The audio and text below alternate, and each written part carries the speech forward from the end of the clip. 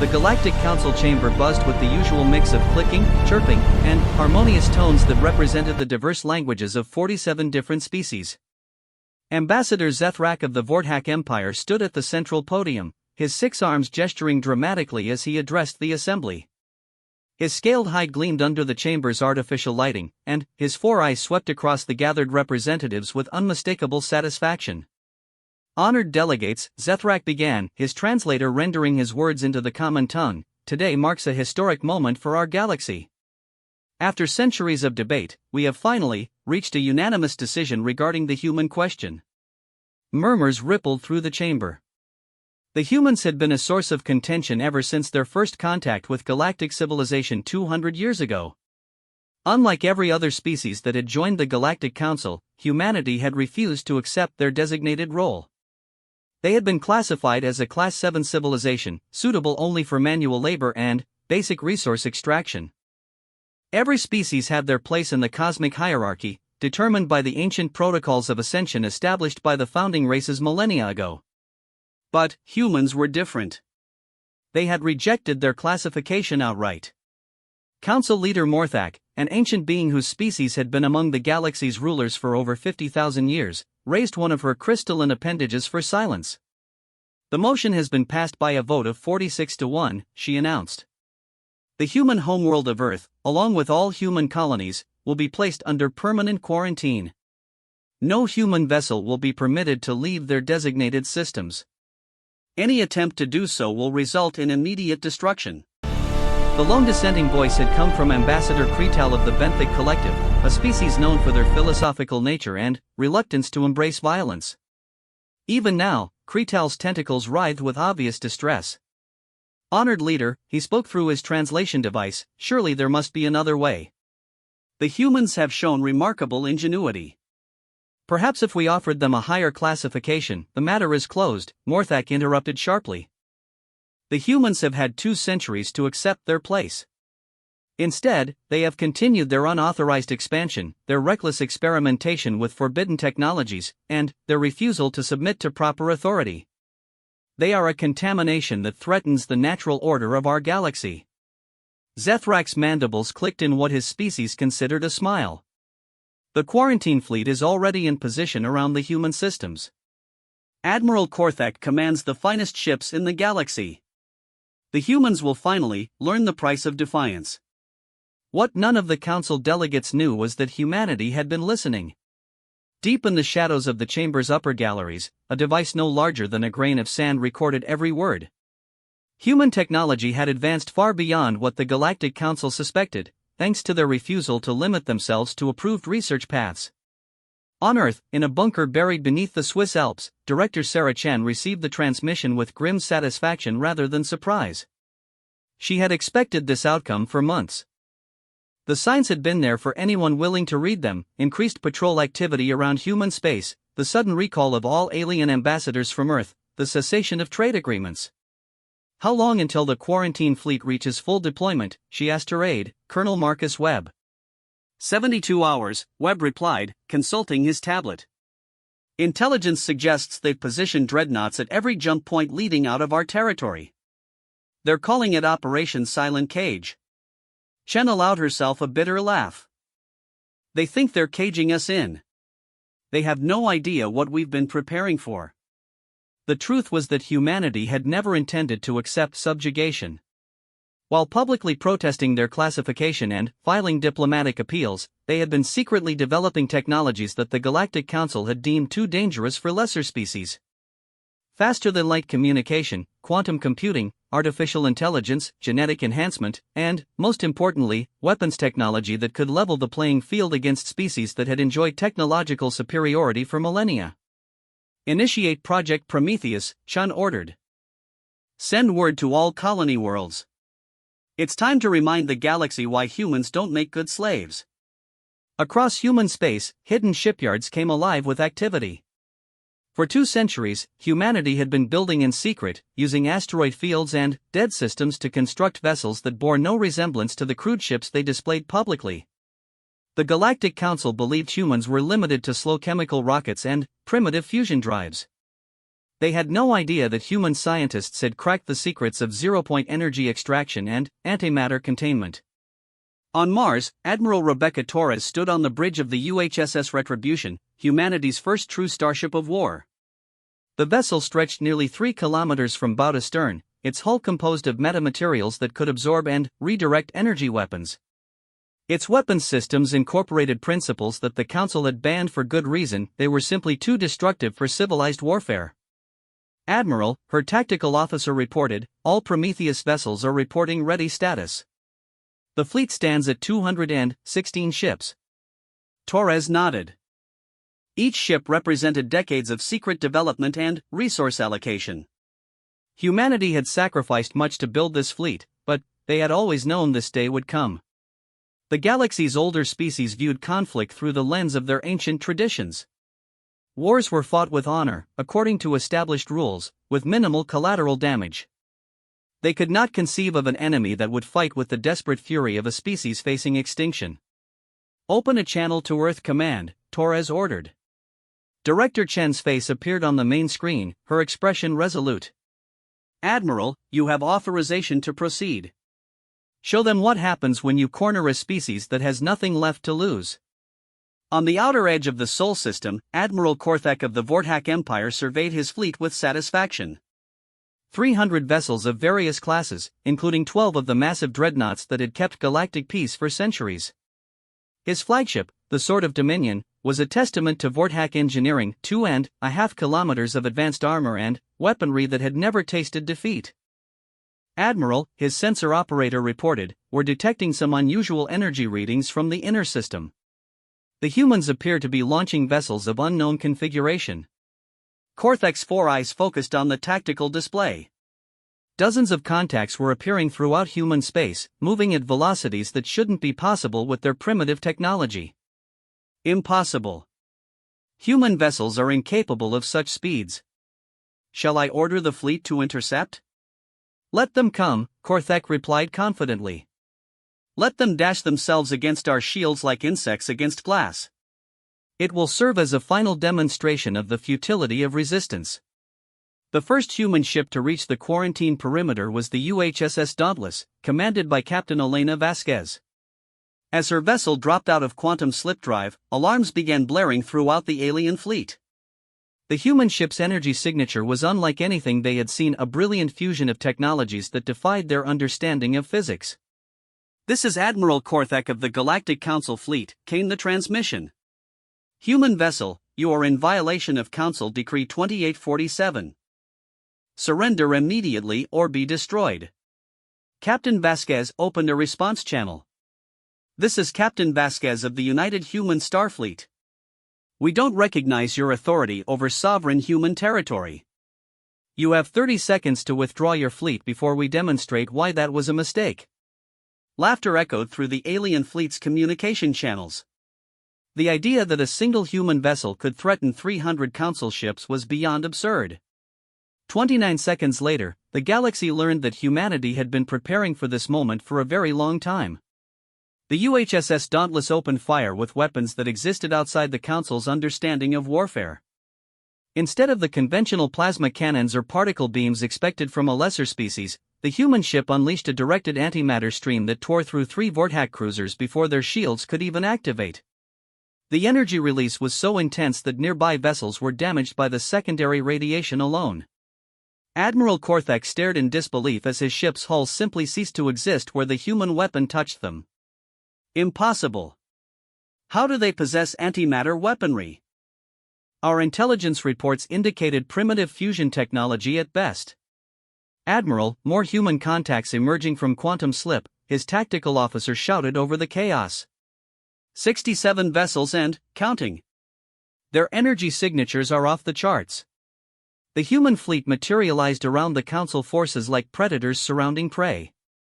Each ship was a masterwork of technology that shouldn't exist according to everything the galaxy thought it knew about human capabilities. The vessels moved with impossible agility, their hull shifting and adapting in real time to incoming fire. Captain Vasquez's voice cut through the Council fleet's communication channels with cold precision. "You wanted to cage humanity. You believed we would accept slavery quietly. You were wrong about everything. The UHSS Retribution arrived with Admiral Torres commanding the largest concentration of human firepower ever assembled. Her flagship's weapons systems came online with a harmonic resonance that made Council sensors scream warnings across all spectrums. The massive vessel had been built for one purpose: to demonstrate that humanity would never again bow to alien masters. All vessels, initiate pattern Omega, Torres commanded. Let's show these bastards what happens when you threaten humanity's children. The human fleet moved in perfect coordination, each ship's artificial intelligence linked to the others in a network that processed tactical information faster than any organic mind could comprehend. They had learned from humanity's military history, studying every conflict from ancient battles to the resource wars that had nearly destroyed Earth centuries earlier. The lessons of those struggles had been encoded into their very design. Admiral Korthak watched his superior fleet begin to crumble under the human assault.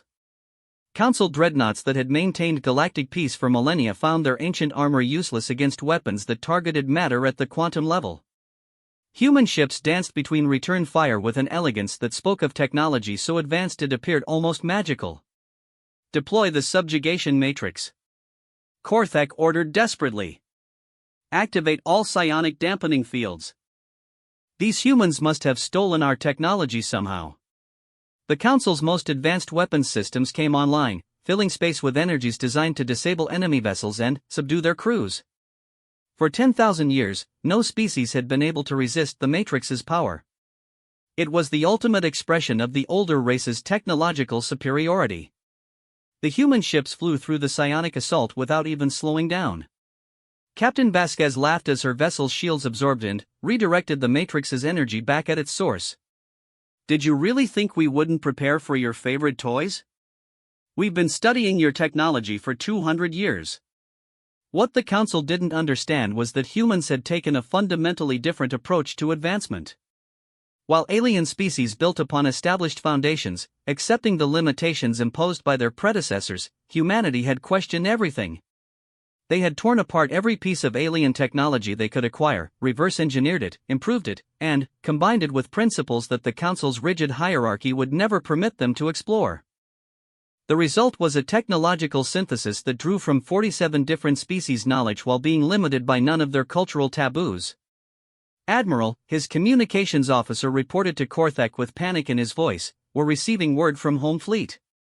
The humans have launched simultaneous attacks on Vorthak Prime, the Council Citadel, and 17 other strategic targets throughout the galaxy."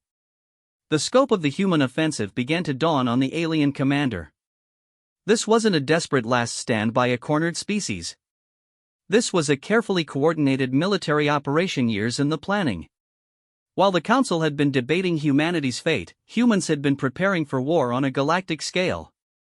On the bridge of the UHSS Retribution, Admiral Torres received reports from across human space and beyond. Operation Prometheus was unfolding exactly as planned. Human strike forces had emerged from quantum slip drives at every major Council world simultaneously, catching the galaxy's defenders completely off guard. "Ma'am," her intelligence officer reported, "Council forces are attempting to regroup at the Nexus station. They're calling for reinforcements from the Hegemony fleet." Torres smiled coldly. "Let them call. By the time reinforcements arrive, there won't be a Nexus station left to defend." The truth was that humanity had been preparing for this moment since their first contact with galactic civilization. They had smiled and nodded during diplomatic meetings while secretly cataloging every Council world, every military installation, every strategic resource. Human traders had mapped hyperspace routes that alien pilots didn't know existed. Human scientists had developed sensors that could penetrate any known stealth technology. When the time came to strike, they knew exactly where to hit. The Battle of the Quarantine Line, as historians would later call it, lasted exactly 4 hours and 17 minutes.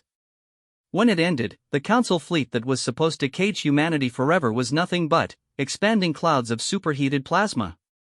Admiral Korthak's flagship drifted powerless, its crew evacuated to human vessels that had appeared like ghosts to rescue survivors. Captain Vasquez stood in the Sword of Dominion's command center, studying tactical displays that showed the complete collapse of Council forces throughout the sector. The alien bridge crew watched her with a mixture of fear and amazement as she calmly coordinated the mop-up operations.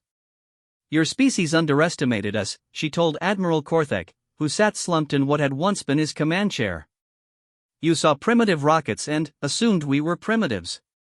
You classified us as laborers and believed that was all we could ever be. You forgot the most important lesson of the galaxy. The alien admiral looked up with his 4 eyes, defeat written across his scaled features. What lesson? Never threaten the young of a species that clawed its way to the top of its own food chain, Vasquez replied. Especially not when that species has had 2 centuries to prepare for the fight. Across the galaxy, the message was becoming clear. Humanity had not been hiding in fear during their isolation. They had been building, planning, and preparing for the day when the galaxy's older races would try to eliminate them. The quarantine that was supposed to contain them had instead given them the time and motivation to develop capabilities that no Council species could match. The war that the Galactic Council had started with such confidence was already over. They simply hadn't realized it yet. 3 days after the Battle of the Quarantine Line, the Galactic Council convened an emergency session. The great chamber that had once buzzed with confident authority now echoed with panic and recrimination. Reports flooded in from across the galaxy, each one worse than the last. Human forces had struck with surgical precision at every major Council installation, crippling their ability to coordinate any meaningful response. Council leader Morthak stood before the assembled delegates, her crystalline form dimmed with exhaustion. The situation reports speak for themselves, she announced, her voice carrying none of its usual authority. Human forces have neutralized our fleets at Vega Prime, Centauri Station, and the Hegemony Yards. Our most advanced shipyards are now under human control. Ambassador Kretal of the Benthic Collective raised a tentacle, his earlier opposition to the quarantine now seeming prophetic rather than naive. Honored leader, perhaps it is time to acknowledge that our fundamental assumptions about humanity were incorrect. They are clearly not the primitive species we believed them to be. They are a plague. Zethrak of the Vorthak Empire snarled, his remaining 3 arms gesturing wildly. The 4th had been lost when human forces had breached his homeworld's defenses. They have violated every law of civilized warfare. Their weapons tear apart matter at the quantum level. They show no respect for the ancient protocols. What Zethrak didn't understand was that humans had studied those ancient protocols extensively. They had noted every restriction, every limitation that the Council imposed on warfare, and had deliberately designed their military doctrine to exploit the resulting weaknesses. The galaxy's older races had become complacent, fighting wars according to traditions that valued honor over effectiveness. Humanity had no such limitations. Director Sarah Chen materialized in the center of the Council chamber as a holographic projection, her image transmitted from the bridge of a human vessel that had somehow penetrated the Citadel's supposedly impregnable defenses. The casual ease with which humans had breached the galaxy's most secure facility sent a chill through every delegate present. Honored Council, Chen began, her tone mockingly formal, I believe you wish to discuss terms? Morthak's crystalline form flickered with indignation. Terms? You have launched an unprovoked attack on peaceful civilizations. Your species will answer for these crimes against galactic law. Chen's laugh was cold and bitter. Unprovoked? You declared our entire species to be slaves and attempted to enforce the declaration with military force.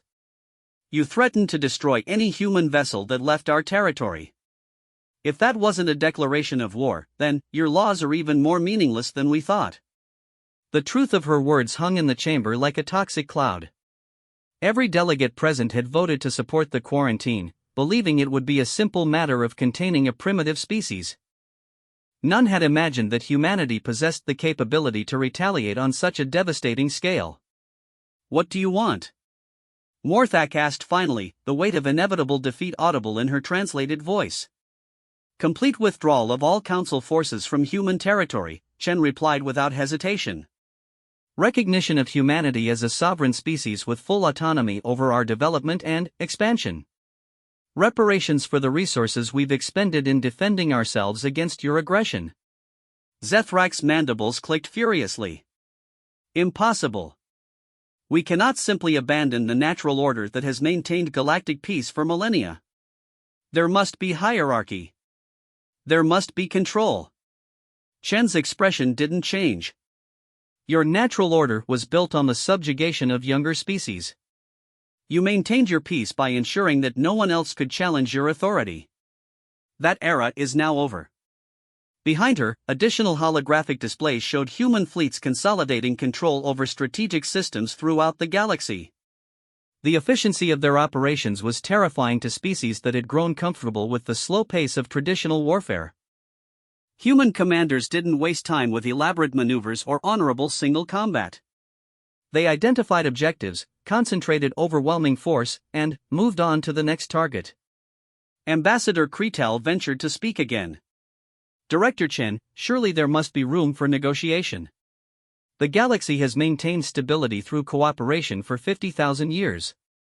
Cooperation implies equality, Chen replied. You offered us slavery and called it cooperation. You classified us as inferior beings suitable only for manual labor. When we refused to accept that classification, you decided to exterminate us. We're simply returning the favor. The delegates exchanged glances filled with growing desperation. Their military commanders had reported that human technology was advancing even during the conflict, as if their scientists were using battlefield data to refine their weapons in real time. Traditional tactics were useless against an enemy that could adapt faster than established doctrine could respond. There must be something you want beyond our surrender, Morthak pressed. Some arrangement that would allow both our species to coexist. Chen paused, seeming to consider the question carefully. There is one possibility.